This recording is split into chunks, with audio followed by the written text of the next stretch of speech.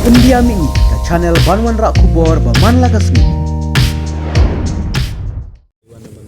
Tingin ni kerana keila. Utrit yang ikut kena surong umur kumno. Tingin utrit apa ni kerana umur surong kum tahu insal tidak kan real ada yang ini sang balang unut ban keren kum tu telah dawan ki rupat ba le umnu ni. Kuat bani kenduk kata kare kaplan ka jong ban insal yang ini kena mengingim kuat bani keren yang kami ki isu ki begitu. Tementangi nak kata yang imi saba mentabak milarai dengan kang dengan bek gidong tray bro khat dengan tamtalai office. Ukot itu, tas. Khot i bani kenduk. Ukot itu benar. Ilet bani kenduk insal. Besar. Wong beli meyawan penkulmar. Hang yawan penkulmar mengila ni. Niwat tasan. Niwan tang sangut niwan apa? Nyarung. Tu umut kumno. Umpa bani kenduk iki isu na mau sutu ki bangi ibu ki digilong jenwen nam ta kajing mentoy jong ki paradok parasnam ki jong. Bakin yo akam ki beri ki jong. Umpa ban keren ni kata nama udon hidden agenda ka jong ubun tap kam ki beri ki jong un gi nakastie jong un na ki beri ki bomu u itu. Kata kare ki jong but jong umpa bani keren.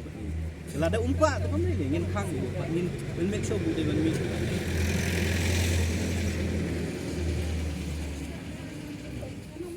Kanu biju ukot itu sah. Kana ruji. Kanar.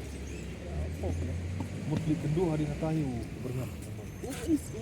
Kena lai tu cak ini keren ke ya batang iki isu pot poye keren beri ulah kena lai tu. Anji siau kan kanu tasan lo. Ngilek sangat kan ini gede-gede khot ki mangikot bangin kang talai ke office song rumah.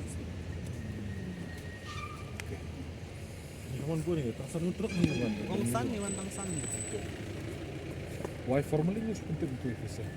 Ban khot kena buka lo bagi staff ki jong telefon ini. Dan mentah itu.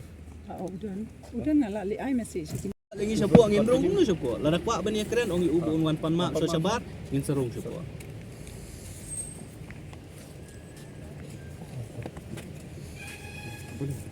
Kalau isu boleh. Ada betul bangan repeat sen lai sen antat. Isu zat data told them.